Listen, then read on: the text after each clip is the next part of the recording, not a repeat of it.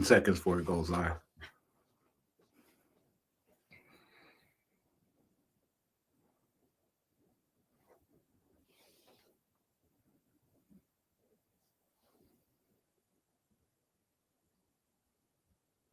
Peace, peace, peace, everyone. Peace. We are now live, back with another one, back with another video. Tonight, we got some good topics for y'all. My name is Michael Jordan, aka the Serious Alchemist. I'm the 8 Generals, back at it again. Got the 8 Generals with us tonight, back again, going in on some new topics.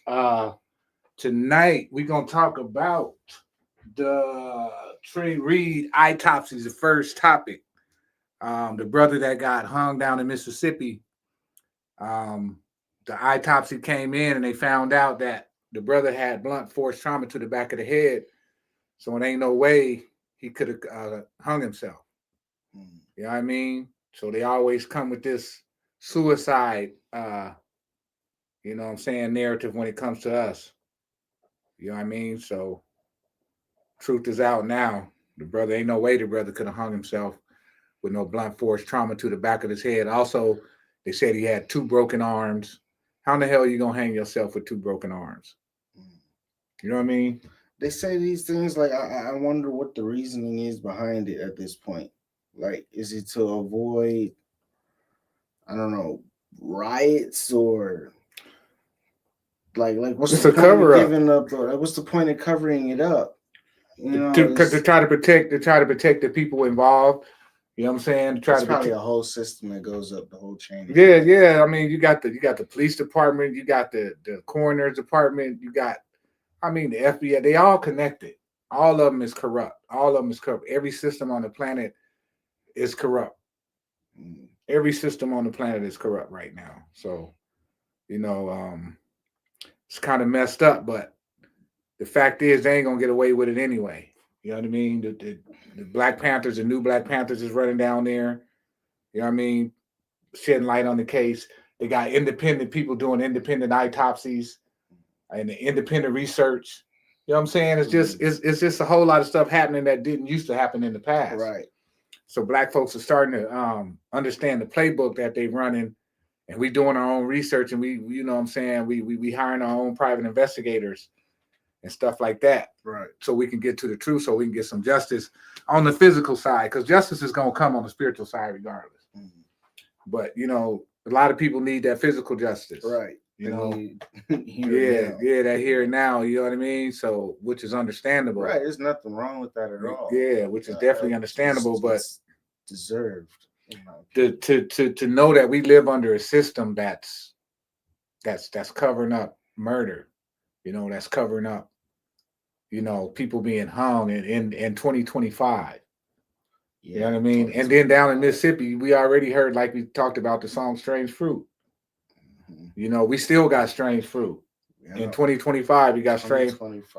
We still got strange fruit. So, to my people out there, anybody that's listening and watching, you got to be, you know, got to watch how you move out here, because we spoke about this before. I'm not too surprised though, because you know we understand the law of polarities. What goes up must come down. I feel like this is just America's go down in a sense, or rather go back up in a way. But they're reversing the process in which everything was done. You know, it's just now there's technology involved. It's a whole different ball. They can't get away with the same cell phones everywhere. Shit that they used to do the same way. They can't get away with it the same way. Yeah, and because it's just us being well known, there's so many cell phones out there, people recording stuff. You know what I mean? I feel like society as a whole is regressing. We're going back to knowing who we are as people, and they're going back into their fear of us knowing who we are as a people. Yeah, and their fear of us ain't no different than when somebody walks into the woods and they say the animal's more scared of you than you scared of them. That's the same kind of xenophobic fear that they have of us, because they have animal DNA, right? So it's really not racism. It's more of a fear. It's like when you walk into the wood and that bear, the reason why the bear attacks you because he's scared. Right. So that's what makes him attack. It's the same way with them. They're fearful because we're, you know what I'm saying, we're the real humans. So to them, you know what I'm saying? To them, we I fear feel like them. it's because you see with animals, right? They attack you because one, you ain't got no business being there. Mm-hmm. Yeah, But you in the woods, you in their crib. yeah, exactly. So you ain't got no business being there. They're gonna attack you if they feel threatened. Mm-hmm. But in their case, they ain't got no business being here. Yeah. So they're attacking to defend and protect something that they stole and took. You know, out of fear of losing it all. Right. So that's the difference between them and your regular animal in the wild. The regular animal is literally defending. It's their natural instinct to protect themselves and their kids. That's really all they're worried about. But they're worried about protecting their material gains that they've gotten and their power and control over the people across the world. Because it's a whole network, a whole web of control. It's not just America. How many countries are there in the world? There's so many countries, and they're all a part of the game, playing their position however it is they need to play it. Right. You know, you have some of the players that, you know, they try to fight the majority of the control in the world. Those are the ones that don't vote for prolonging wars or dropping more bombs. Those are those countries that vote no. You know, but then you got the rest of them. The major powers, the major world powers is what I would call them. They don't care about any of that. You know, they're more concerned about their control and keeping it.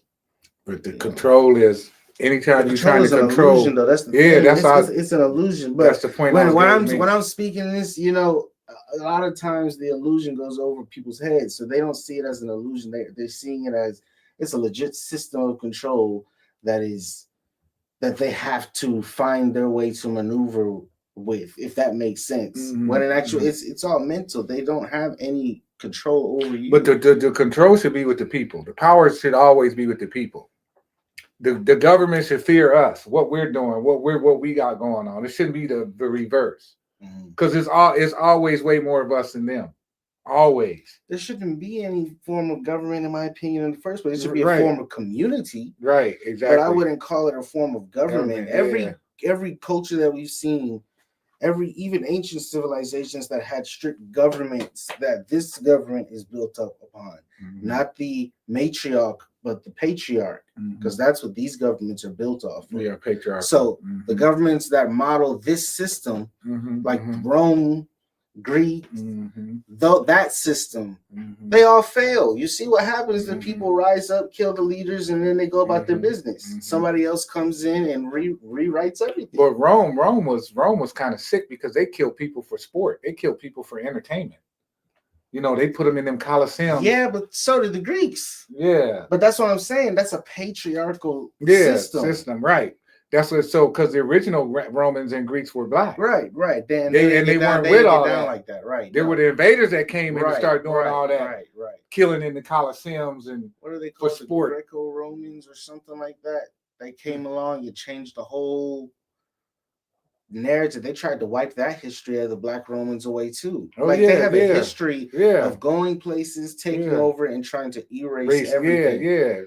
Because most people don't know about the Black Romans. Right, exactly. Most people don't know about the Black Greeks either. No, the Etruscans, the Etrurians.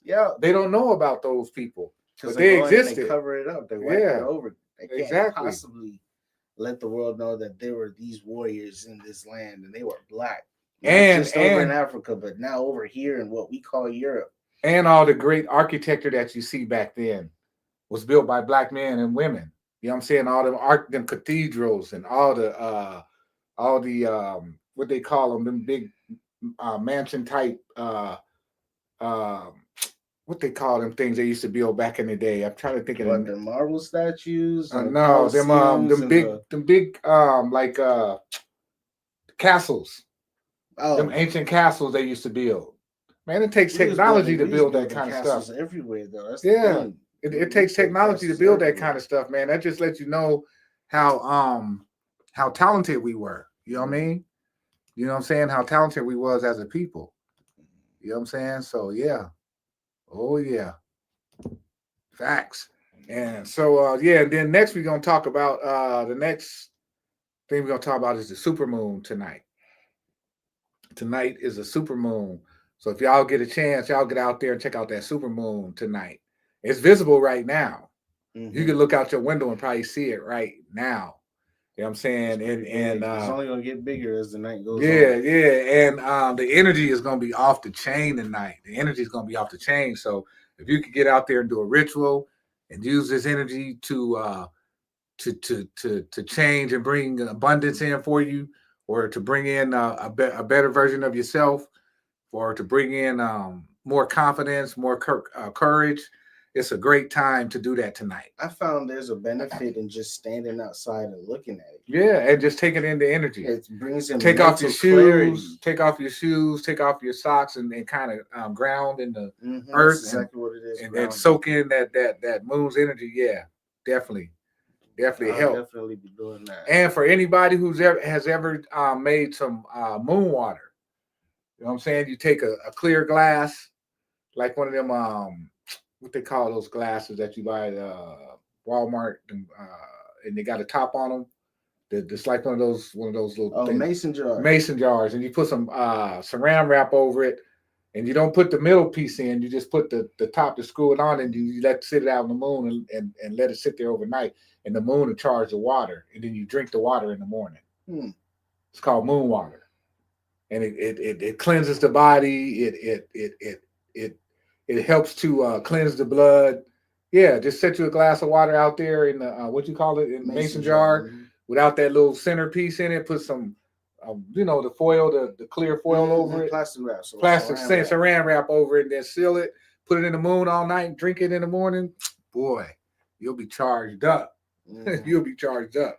But yeah, definitely, if y'all can, get out and check out that supermoon tonight. You know what I mean? And because the energy. I had a list of benefits. Oh, you did? Yeah. What are they? Go on, pull them out and tell them to the people. People need to hear that. Yeah, people need to hear the benefits of the supermoon. All right, so spiritual and emotional benefits. You have amplified intuition, stronger release energy, emotional illumination, meaning basically you can bring subconscious feelings to the surface, helping you see the truths you may have ignored. Manifestation boost. So if you have mantras or anything like that you say to yourself, now would be the time to do it. Intentions and prayers set under a supermoon are thought to carry extra energy.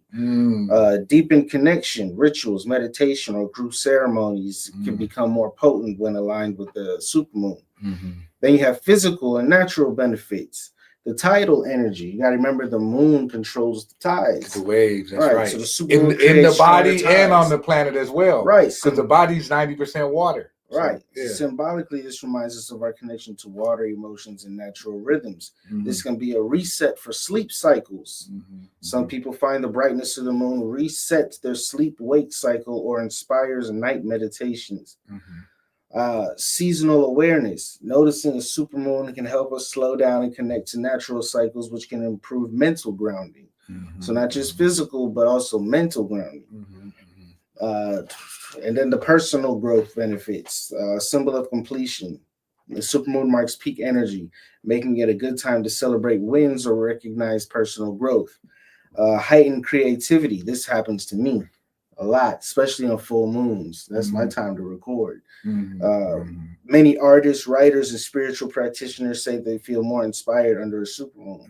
Stronger sense of unity. Because supermoons are visible worldwide, they can create a shared sense of awe and connection.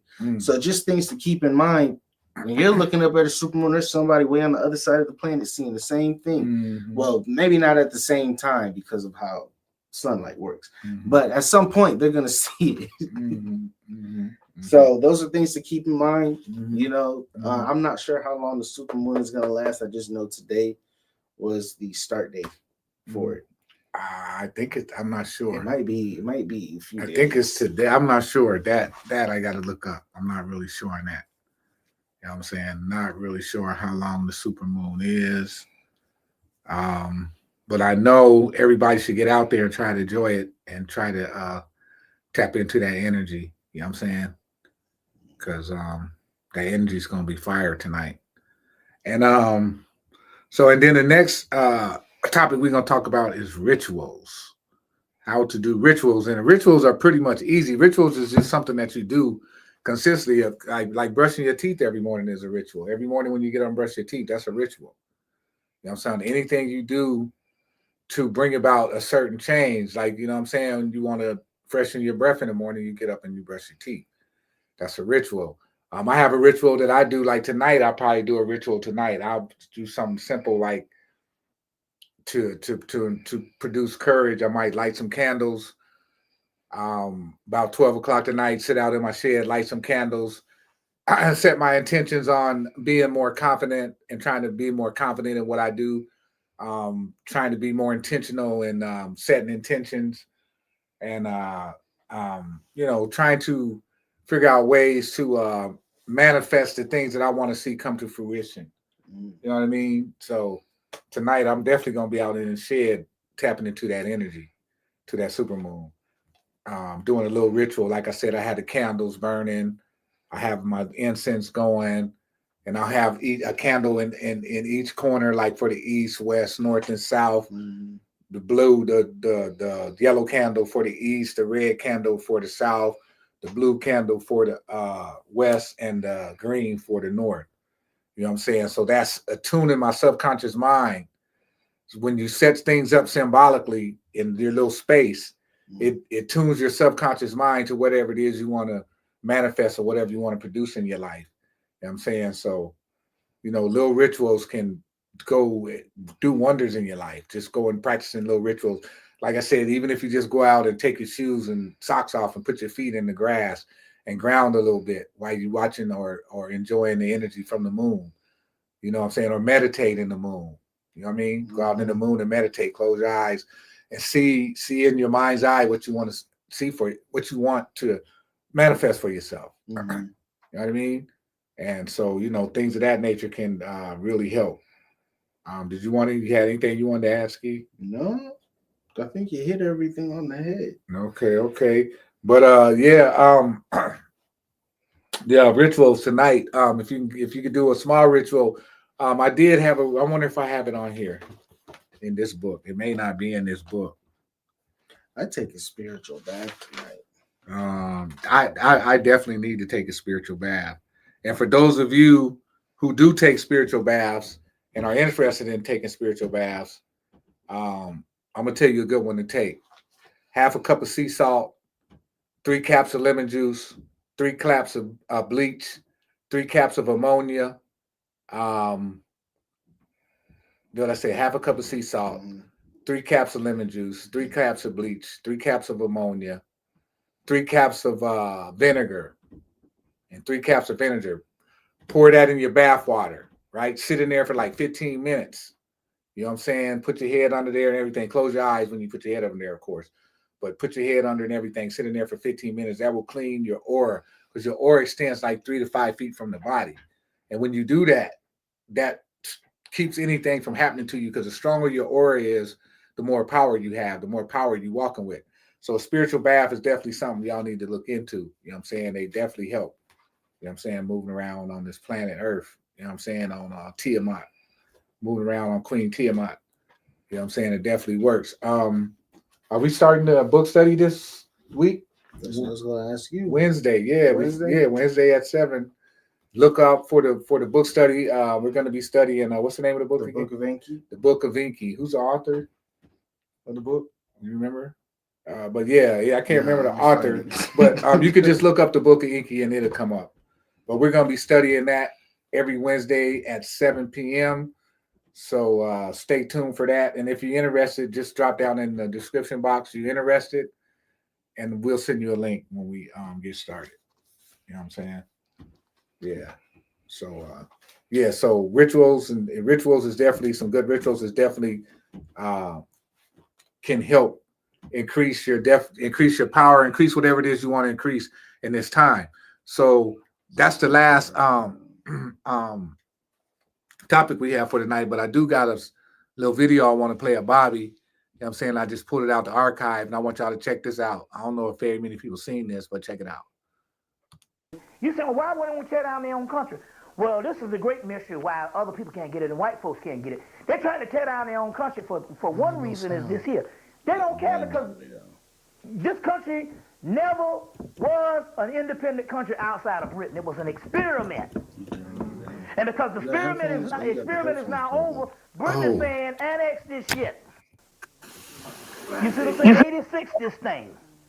Okay, You see, so, and every step they make, I mean, come on, when they sent that white woman to jail, you know the shit was over. Fucking Martha Stewart. Now, it's interesting here because, David, you put it in the car. I saw a thing on C-SPAN the other night. Y'all all right? Okay. I saw a thing on C-SPAN the other night, and this is why it's important to just study history. I saw this on C-SPAN. They had Cornel West and they had all the black people, and they was, I think I got some over here. Yeah, I got some right now. Yeah, and stuff. Yeah, I'm good.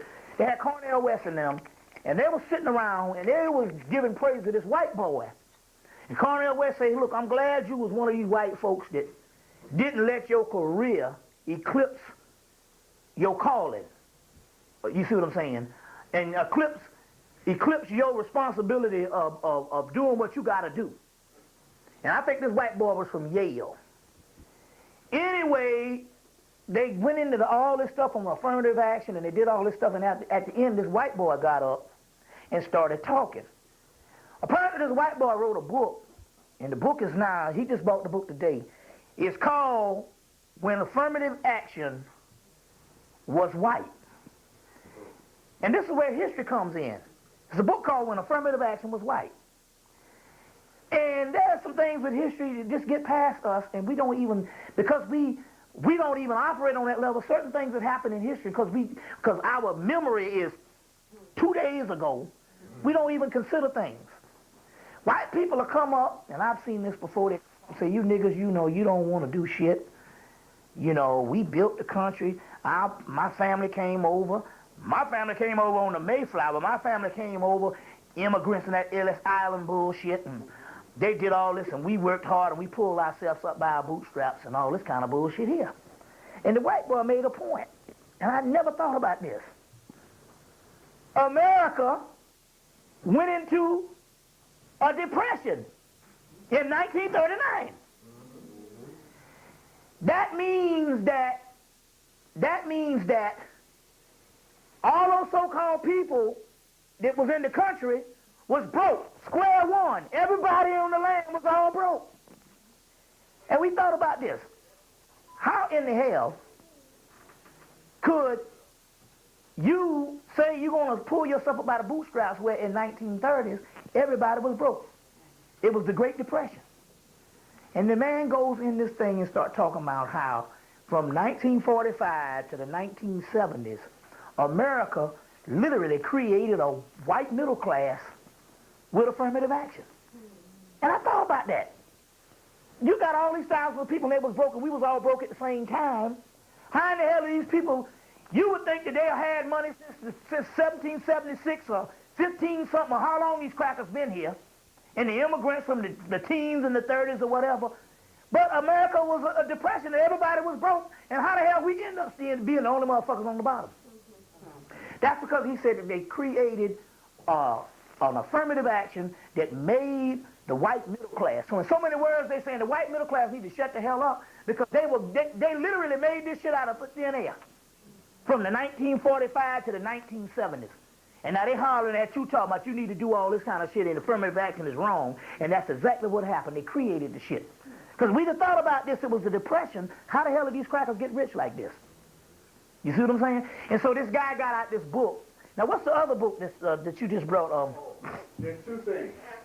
When the white folks came in, it was called general relief before welfare. Uh-huh. All the white folks coming out of the ships and everything was getting general relief. Because in Ohio, it was called general relief. Welfare wasn't even existing. Welfare didn't come into effect until the 70s and the 80s.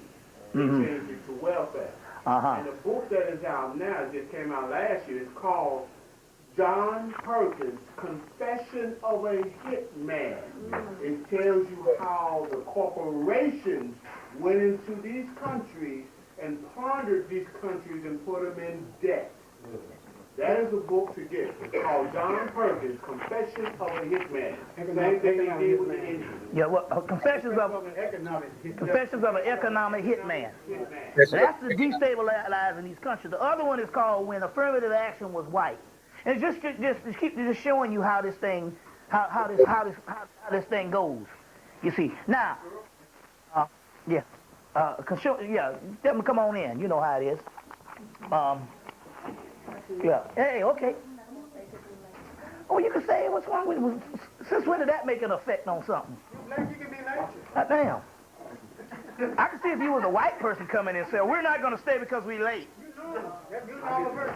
You see what I'm saying? Yeah. Y'all got someplace to go? In a way. In a way? Yeah. Oh, y'all got to make something? I have my daughter in the car. Okay, yeah. This brother here. This is interesting because it's ironic. This brother here, we go way back. Back in the day when we were first getting into this consciousness and stuff like that. And see, and the sister Taffeta here and all, I say it's a small world, you see what I'm saying? So, you know, so they got this whole ISIS and Osiris shit going on and stuff like this and stuff like that. I know both of these Negroes. Yeah, so it's all good. So, yeah. Yeah, good to see you, bro. Yeah, man, yeah. Thank you for the turkey, but about this. Yeah. So, all right. So now, so damn, where was I? But anyway, yeah. You around, man. Yeah. You know, let everybody just jump in. Yeah, say something. Yeah. Questions or whatever. Yeah, get some questions. Just Bobby. Yeah, I want to say, yeah, this is another one. This just came out. This book here is another one here. It's called The Black Sun. 5-6 Ritual. Autism. The Black Sun, The Alchemy and Art of Darkness by Stanton Marlin. And this is a book, it's called The Black Sun, The Alchemy and the Art of Darkness by Stanton Marlin, University of Texas A&M University Press. And this is the stuff based on Jungian psychology.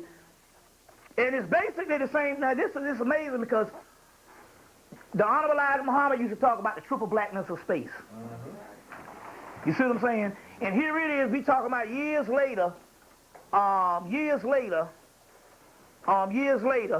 this is what this book is talking about, how the blackness is the most superior in how it is, and even what you got light is the shine off the black. And I've been saying that shit in my lectures for years. So this particular book here just came out and stuff, and a brother called me from Detroit and said, you need to get this book, because there's the other Black Sun by, what's your boy, Peter Moon. This one here is the one on, this is on alchemy and darkness. And so the brother told me I needed to get it. And so I called up the Bar Sisi and asked him could he find it. And then he found him a copy, and he bought me a copy, which was cool. So I'm going to give him a shout out for sending me this one and all, you know. But, yeah, it's $29.95 and stuff like that also. But this is one, The Alchemy and the Art of Darkness.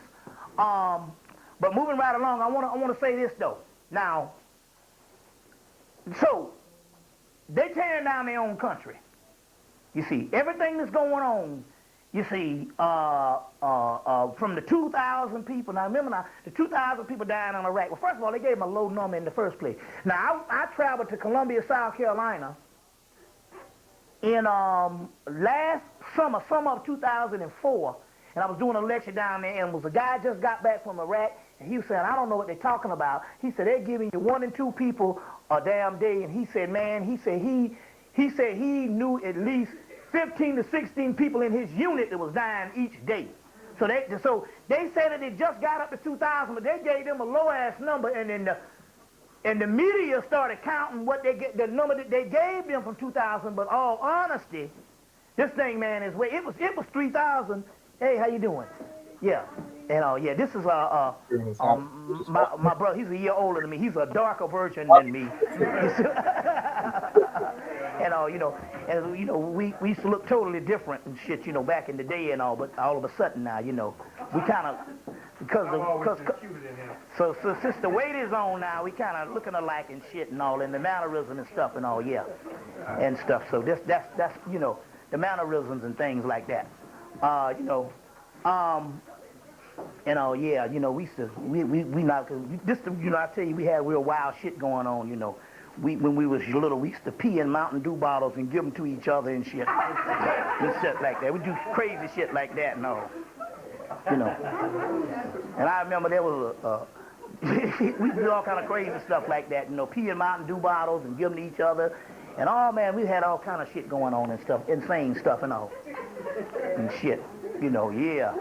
And yeah, that nigga there was a pervert in high school, boy, feeling the women up and stuff. But I remember they had this thing back in the day where they used to take these girls way out in the country and say, gas or ass. It was fucked up shit, man. They used to do that in high, gas or ass. You know, the girl got to get off the booty. And I mean, he went out there to my gas or ass. I think the girl beat the damn shit out of him.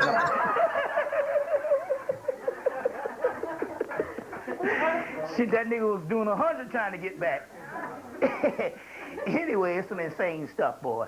But anyway, but the point I'm trying to make here is, now, so, in so many words, and when you get the tape, there's been about 50,000 people that's been killed. Now, we're gonna go around with a little questionnaire, then we're gonna go back into that little particular part. We're gonna find out in actuality how this thing is to our advantage also. This thing is to our advantage. Anybody got any questions right quick? They want to deal with some things? Keep it there. End it right there. Do not have tornadoes.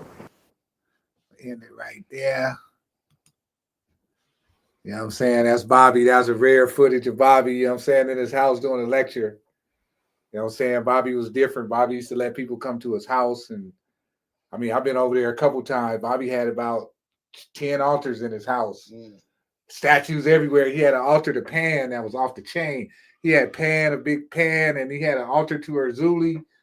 Bobby was just different, man. This whole crib was an altar. So, yeah, shout out to Brother Bobby Hemmett. You know, thank you. I'm real thankful for the work the brother put in, and because I wouldn't be where I am today if it wasn't for Brother Bobby. So I just want to give a shout out to Brother Bobby. Appreciate what he did. Appreciate the work he put in, brother. Great work, brother. Great work. But that's the end of the show for tonight, family. Appreciate everybody tuning in. We'll be back next Monday, 7:30 Eastern time. We got a book study coming this Wednesday, 7 p.m. What's the name of the book again, Ski? Book of Inky. The Book of Inky. Every Wednesday, 7 p.m. If you're interested, put your email down in the chat. We'll send you the link about 10 minutes before we get started. You know what I'm saying? So we'll see y'all next Monday. Hope everybody had a good weekend. Hope everybody have a good week to come. And we'll see y'all next Monday. Peace.